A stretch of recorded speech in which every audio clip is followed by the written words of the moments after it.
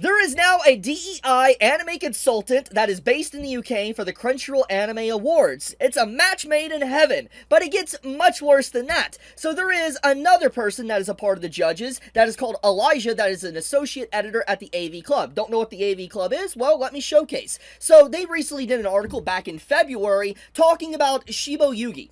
And in the review of this, they completely tried to shut down fan service, say it's icky, too explicit, that it's bad for the medium of anime itself, and it's a bad look in general. You can see the highlighted part here. But don't worry, it gets much worse than that. Then we have Lee that works at Nerdist, and if you're wondering what Nerdist has reviewed or what they think about anime, this is what they have to say about anime and also fan service as well. They tried to review Monogatari, basically praising it, saying it's really good, it's intellectual, and the article overall does come off very positive. But then when you get to one of the big key aspects of Monogatari, which, let's be honest, is its fan service and over-the-top just showcasing of everything for the female cast, they absolutely say it is the worst part of the show. It is the worst vices of anime itself. You can literally see it right here. But don't worry, it doesn't just stop at that. And then we have this individual right here that's also a judge at the Crunchyroll Anime Awards that works at GameSpot. And if you're wondering how GameSpot feels about anime fan service, taboo themes, icky content, well, we have this article for Konosuba, and they basically straight up say that Kazuma and Konosuba in general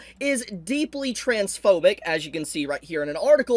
Then you also have this clip, which is an old clip from 2018, but this is also them talking about anime fan service in general, which let's just play the clip. Recent, well-received shows have at least a little fan service. It's almost to be expected at this point. And that can get exhausting, especially when you're trying to watch a show you thought was going to be about zombies and instead it was about other things. So I think in general it kind of lays out that they really don't like fan service as well. They just don't like fan service anime in general, and they just think it's exhausting. This is the words from an old post from 2018. Obviously a lot of time has passed since then, almost basically 10 years, but the point still stands. Like, you have articles about Konosuba, you have stuff with, you know, fan service for High School of the Dead.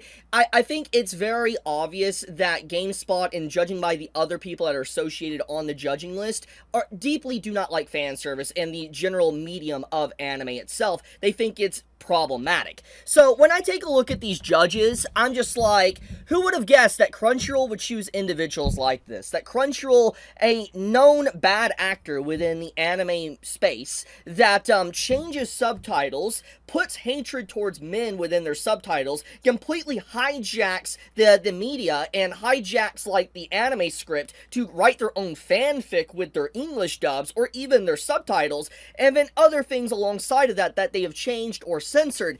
Crunchyroll has been known to just be really bad at constantly pushing a narrative and agenda. And so obviously them siding with people that are very vocal and outspoken about fan service is bad, problematic, and the worst vices within anime, I think it kind of makes sense. And them working with a DEI anime consultant that's based in the UK is just peak comedy. Because I'm going to tell you right now, we all know what the UK's been doing to anime, what they've been doing to fiction, what they've been doing in terms of freedom of expression and speech. You get literally arrested for memes, thought crimes in the UK. So having an individual that is based in the UK, that is a DEI consultant, influencer marketing for anime, bad news. Just bad freaking news is all I'm gonna say. So, yeah, this is the face that Crunchyroll has leading the Crunchyroll Anime Awards. Now, obviously, there is some good judges that are a part of the Crunchyroll Anime Awards that probably don't have these type of beliefs and ideals. I'm not saying every single one does, but what I am saying is it's very clear the marketing strategy and what Crunchyroll is doing, and the people they are selecting. It's very obvious that they're all a part of a certain group that is just wanting to push the mainstream that is safe and then push out what anime used to be. It's like Crunchyroll is really trying to rip away the roots of what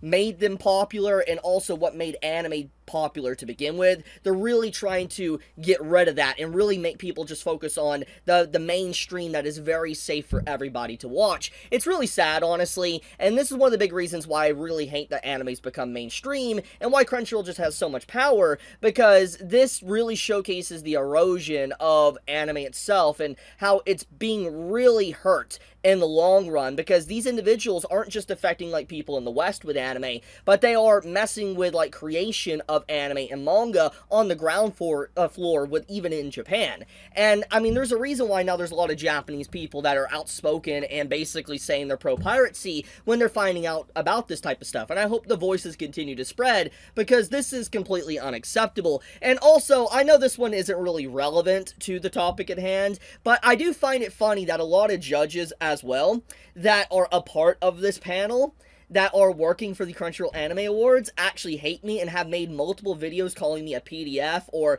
I'm a bad person for being anti-censorship. That is very interesting. I'm just gonna say, it is very interesting that Crunchyroll grabbed all these different type of judges that are pretty much always outspoken against me. Now, I'm not saying it was intentional, I'm not, but I am saying that it is funny how that works out, and I feel like what that does showcase is that Crunchyroll does see my videos. They do see what I'm saying, and it pisses them off. So, that's all I'm gonna say. Anyways, thank you so much for watching. You all have a fantastic day or night wherever you live. I want to get back to enjoying my birthday and playing some games, doing whatever I want to do, eating some cake, but be safe, guys, love you, Chibi out.